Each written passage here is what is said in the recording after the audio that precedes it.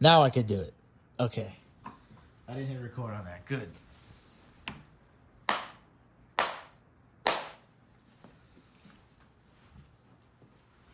Now here we go.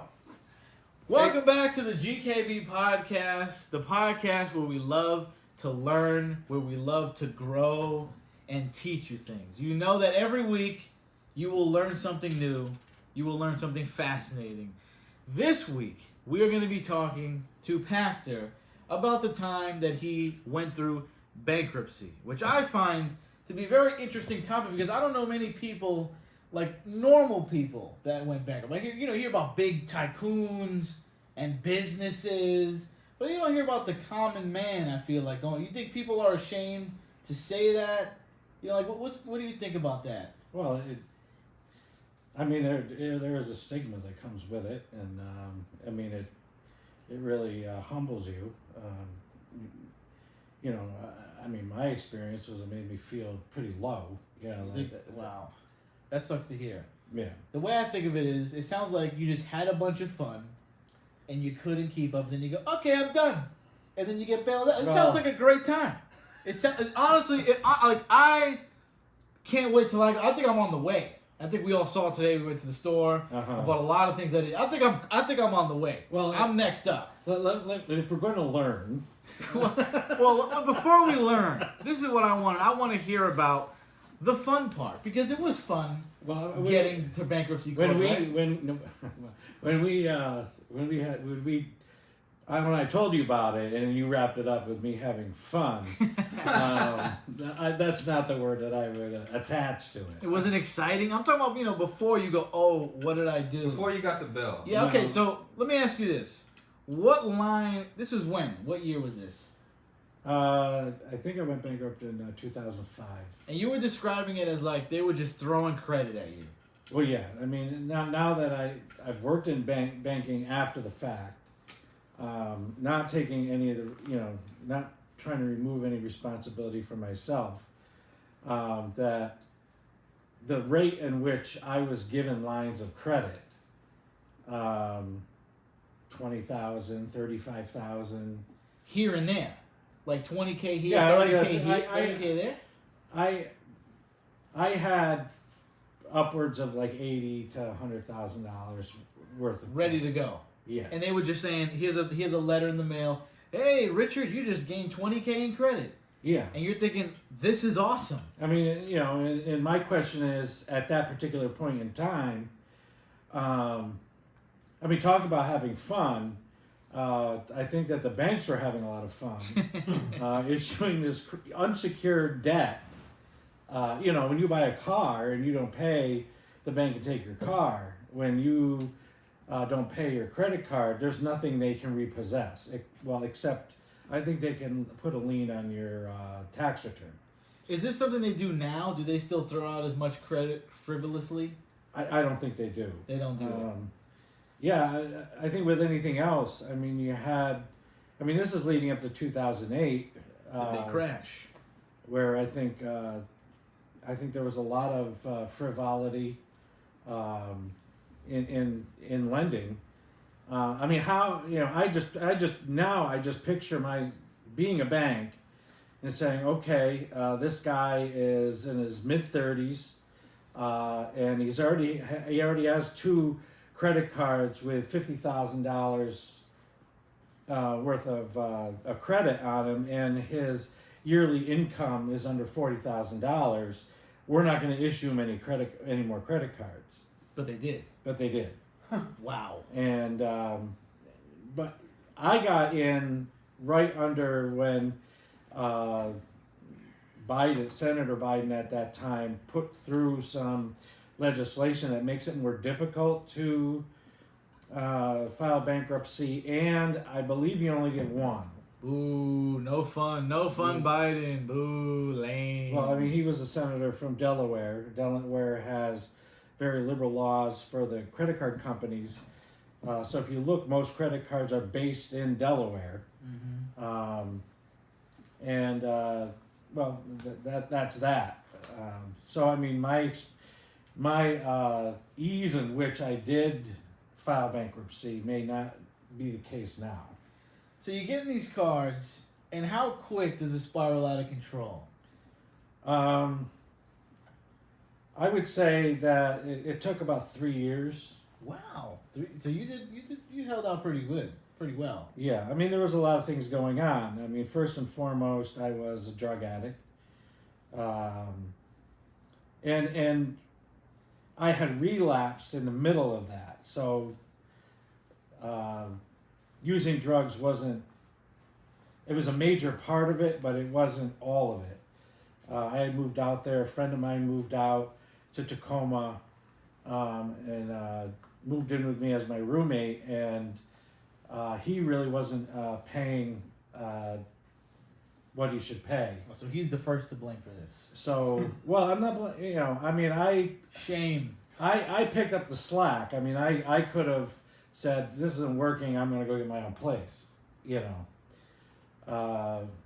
But with everything that was going on, there was just a lot of out of control spending.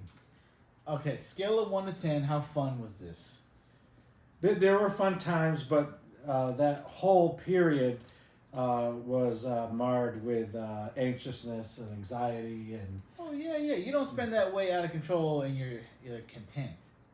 You don't spend like that and you're normal. Let me put it this way: that all the stuff that I bought, thinking what I brought back with me when I moved back to New York, I don't think that anything that I had purchased went with me. Best purchase, go.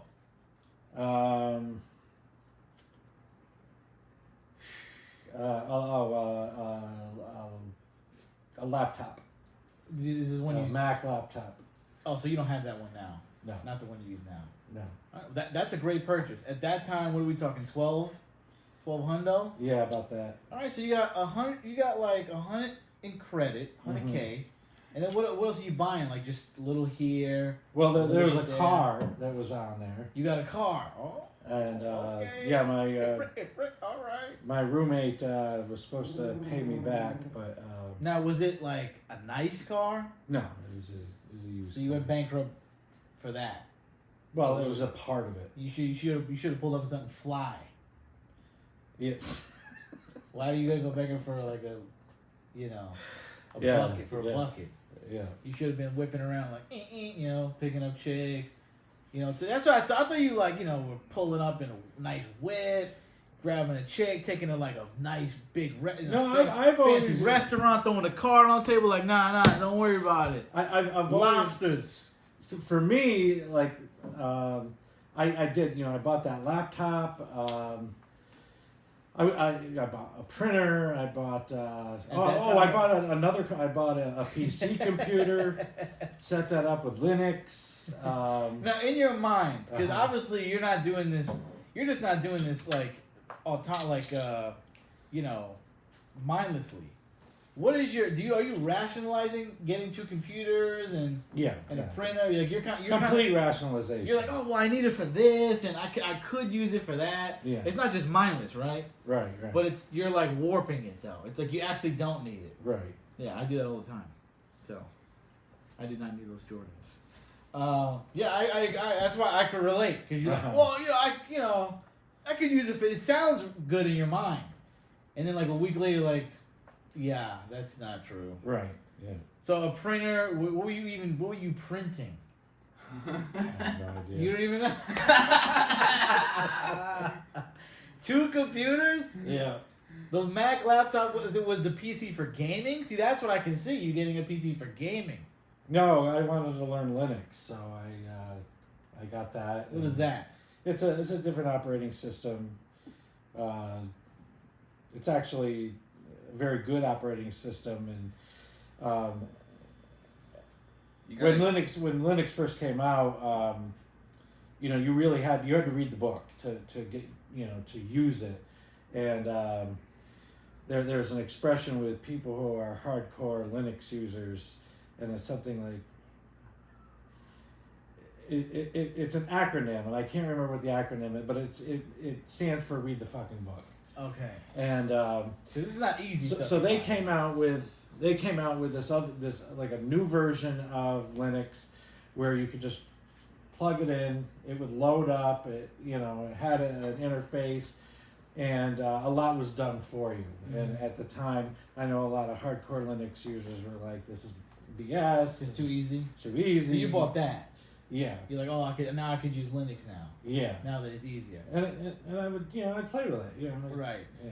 But it was not worth it. No. Was there just a bunch of little stuff adding up to? I mean, $100K.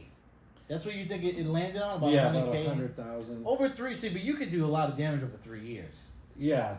Now I'm sure you were trying to pay it off, and then it got out of control. Well, it just I would pay what I could on this, pay what I could on that, and then the company started bumping up the minimum. And that's when you couldn't keep up. I couldn't keep up. What was the dumbest thing you think you bought? Just miscellaneous crap. I would Junk? go to, yeah. I one of my favorite things to do was getting high, and going to Fred Meyer. What is that for the young people? That's a store out in Tacoma, and you know how like a lot of the stores now have grocery stores and department stores. Right. They were like one of the first like companies a super Target to do that. Right. And the Fred Meyer that I went to was a really nice store, and I've never seen a Target as nice as Fred Meyer. I like that store a lot. So you'd go in there and just go to town. I would buy fill the up groceries. I would buy myself a shirt or some clothes, charge it. Just big bang boom. Yeah. And then over time, just snowballs. Yeah. And then, like, if we were short of cash on the power, the cable, the rent, I would kind of buy everything on credit and use real money to pay those bills. Okay. So they bump up the minimum from about what to what? Do you remember what it was? I think on the Discover, I think it was Discover. I think I was like $250, and then all of a sudden I get this bill for $540 or something. Every month. A month. The minimum. I was like, I can't do this. There's just no way. So at that point, does bankruptcy come to your mind, or does somebody put you on? Well, I got to the point, and bankruptcy was really in the news because we kept hearing that the laws are going to change, the laws are going to change, the laws are going to change, and so I called my parents, and they, of course, were very upset, but they helped me get a lawyer, and basically, you bring all your papers to the lawyer, and I mean, I really didn't have to do much. Just go to the lawyer's office twice and then show up in court. But they go through, you sit down with the lawyer, they go through everything, and then they decide what kind of bankruptcy that you're going to go through. Which one did you go through? I had to remind myself. I looked it up. I believe it was, I think it was Chapter 13. Chapter 13. How many chapters are there? There's several. I mean, a lot of them are for businesses and, corporations. Of course. Individuals, I think there's maybe 4. It was 7 and 13 are the only ones I was familiar with. Okay. And so you go see the bankruptcy lawyer twice, and then you show up to court? Yeah. And then so court is essentially, is it them just going through your transactions? Yeah. That sounds scary. And embarrassing. But it wasn't that intricate. Do you explain what is? Do they ask you questions like what is this? They asked me a few questions, or the judge asked me a few questions. Can you imagine I go to bankruptcy court? Can you explain Goth Dummy Mommies Volume 13 for $49.99? What is? That's what you want to keep going. Well, I mean, they didn't go through individual transactions, but I wanted to keep my car, and so what is Bang Bros? Yeah, we got $100 from Bang Bros here. That's so I think that's why we went through 13 is you can. Well, I think what happened was some of my debt was discharged, and other of my debt was restructured, and so you have to pay some of it. So I was still paying on the car. So right, because you want to keep it. Yeah. If you don't want to keep it, they can just say, "Okay, we'll take it." Yeah, I mean, I think Chapter 7, the way I read it, is a complete liquidation of debt. So they're discharging your debt, but if they can sell some of your property, and please don't quote me on all this, but this is the way I understood it when I read it. Right. This is way back now. Yeah, but basically, when you go through whatever type you go through, the court is empowered to discharge debt on your behalf, and so the credit card companies just didn't get paid because You just get exalted. It was legally discharged, and you don't have to pay. So do you keep the laptop? Yeah, I kept the laptop. What do you have to ask them? Like, sir, can I? No, I didn't. I knew enough not to ask any questions unless questions were asked to me. So, but the car was a big enough purchase. Like, we could sell this. Well, I needed the. But were they gonna sell? Like, were they gonna? No. That would have been. I think to sell my stuff, it would have been Chapter 7. Okay, so was the car ever up for being taken away, or they didn't care? No, I mean I could have.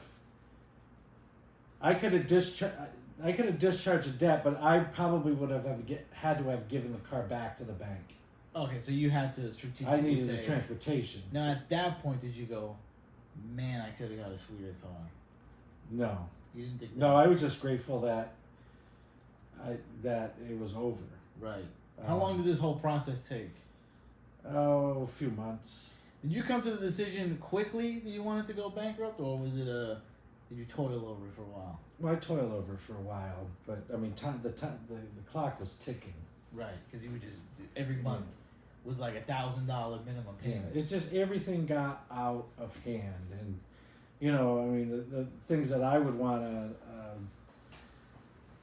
pass on to the people watching or listening is that especially now, I mean, the credit card rates are like up towards 30%. I'm paying like 28.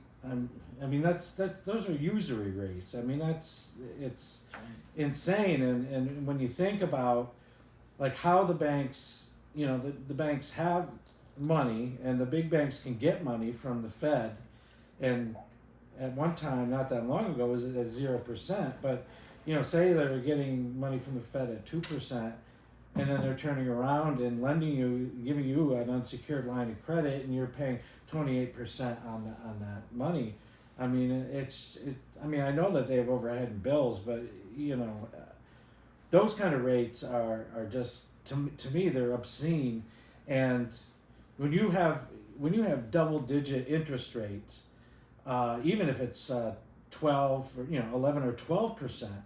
I mean that money racks up real fast, and I know that in our society, I always marvel is like how do people have so much stuff, and people keep reminding me, Rich, people are really in debt. I'm in a teeny tiny little bit of debt. Everybody's in debt these days, though. Who's not in debt? But the only person is Eddie. He doesn't have anything. If you can, is bankruptcy the worst thing?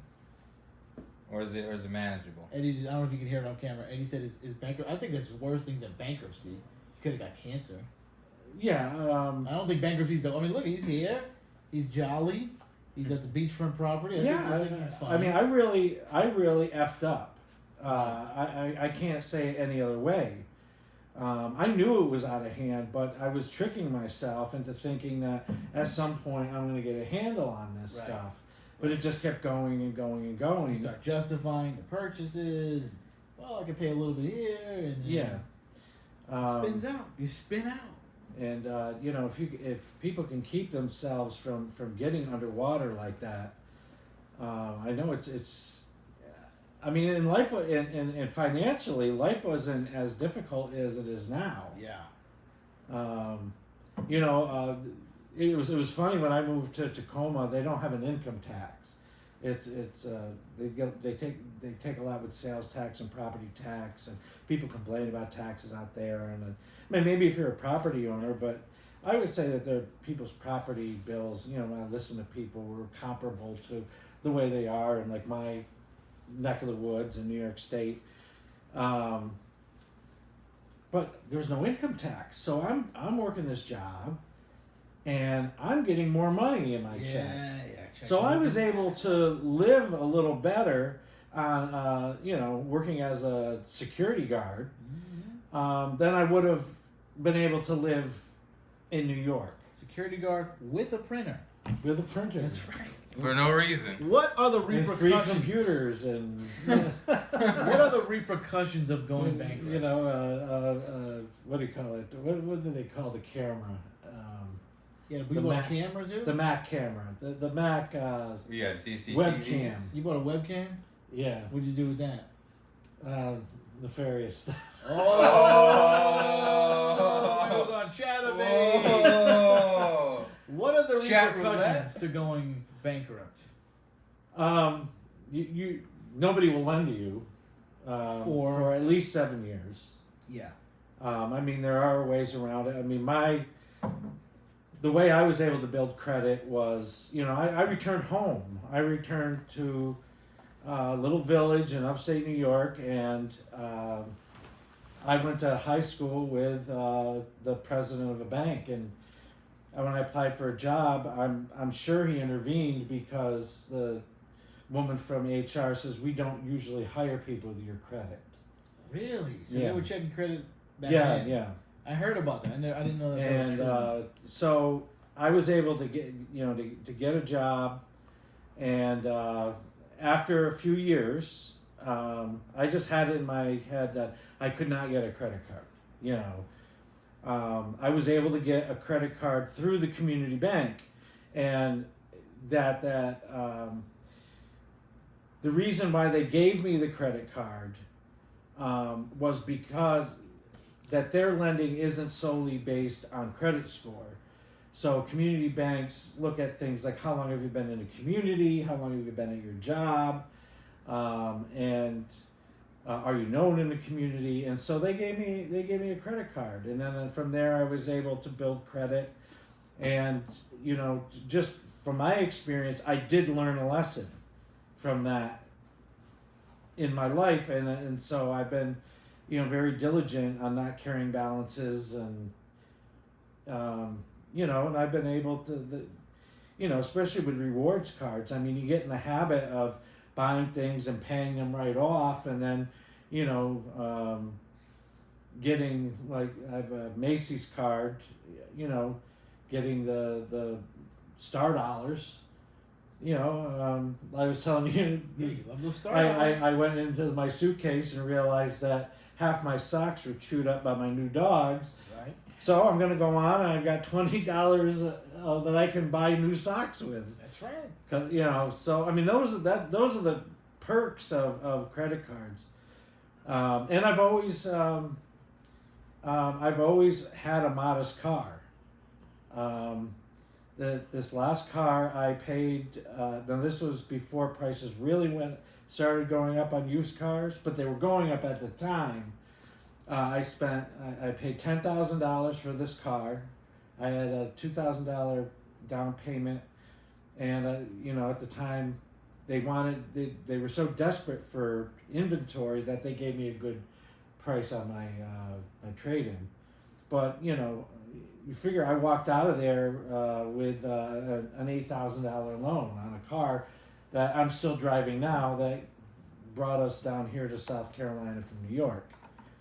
And I know that people like nice new cars, but if you're struggling at all, and you've got that want, and you've got that desire for something new, I just suggest buy something used, because new cars for the average person is just such a bad investment. You drive it off the lot and you just knock off a lot of the value right then and there. So years later, years go by, you want to rebuild your credit, you get a new credit card.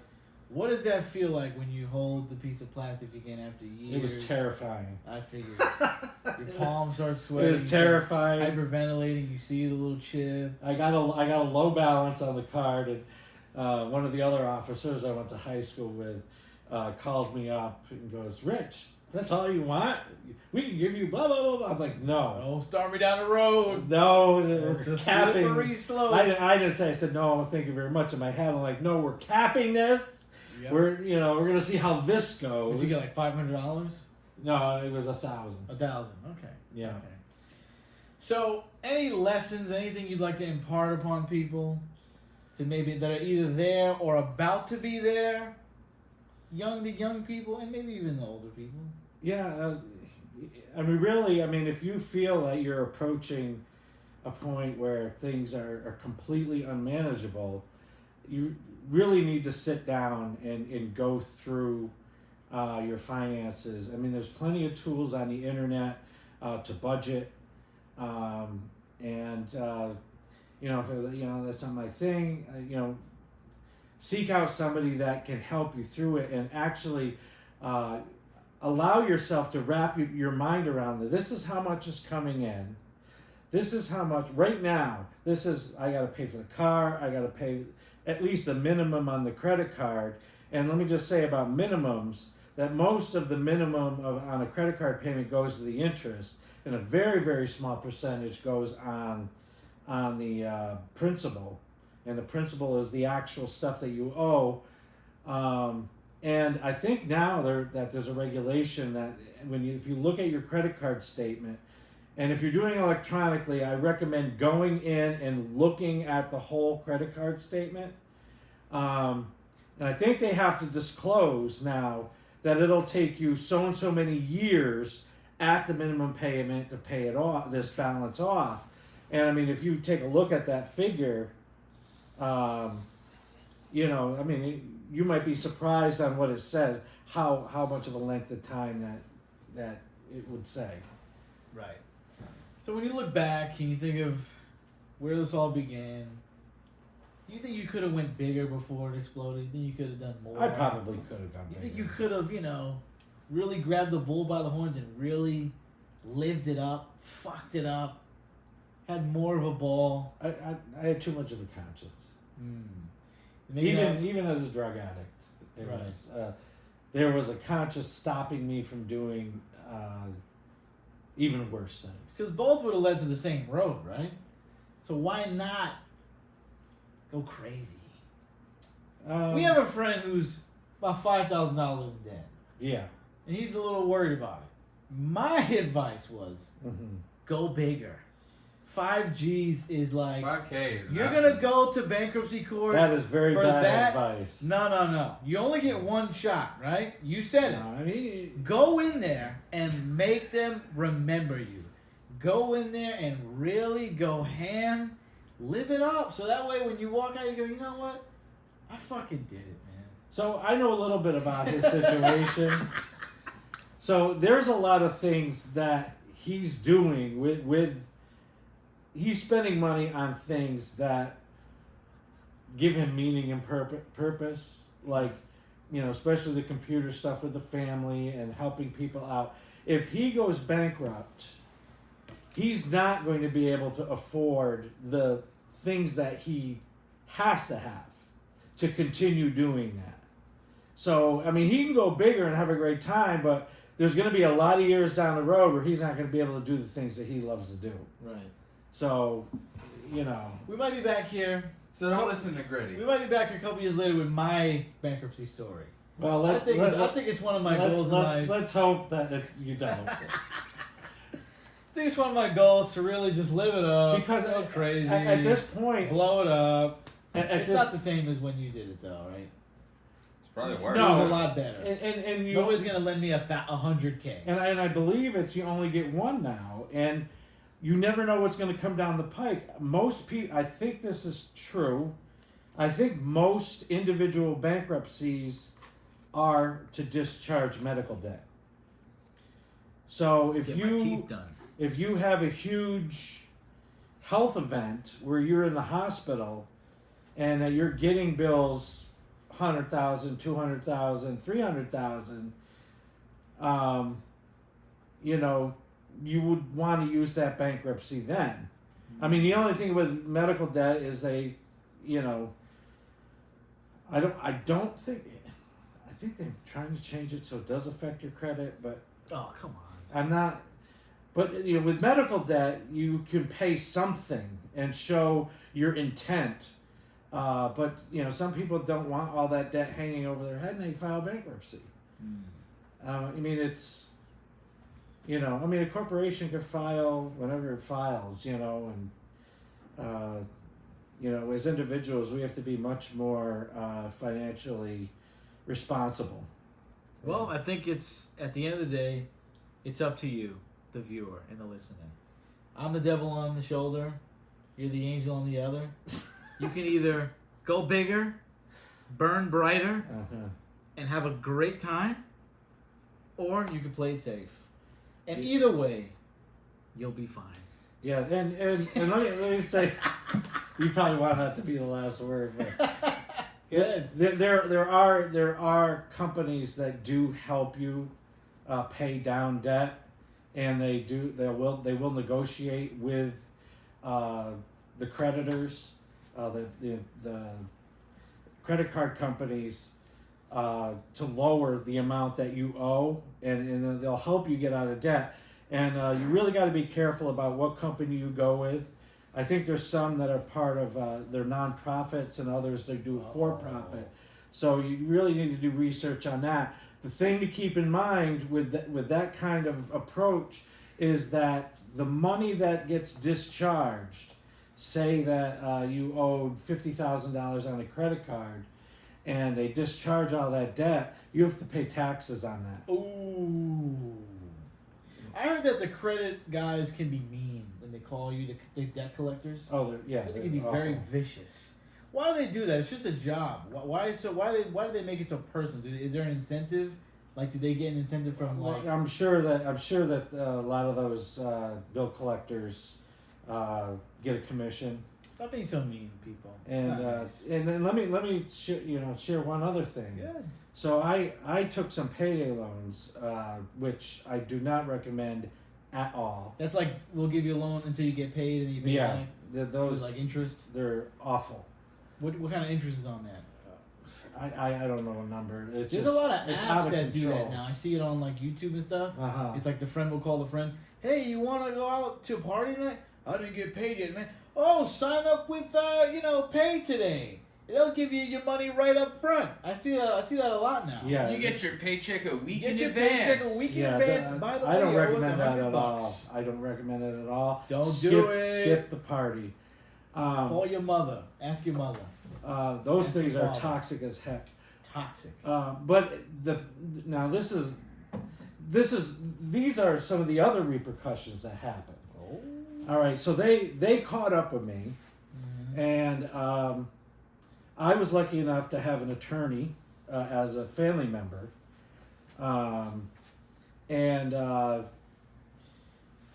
so she helped me negotiate with these companies that I did owe them money.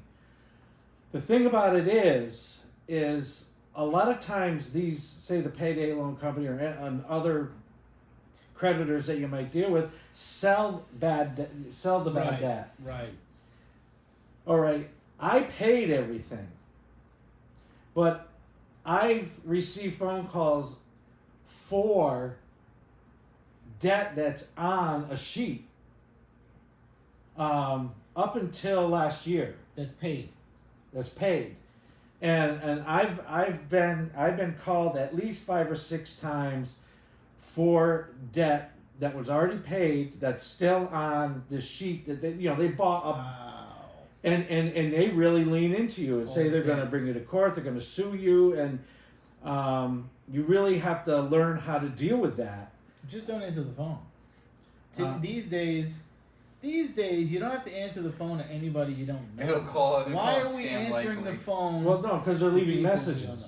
Tell them, You know. My voicemail's full. But the thing about it is it got to the point where I forgot how many years it was, but even if I did owe the debt, right, it got to the point where it was past the time that they could collect it. Mm-hmm.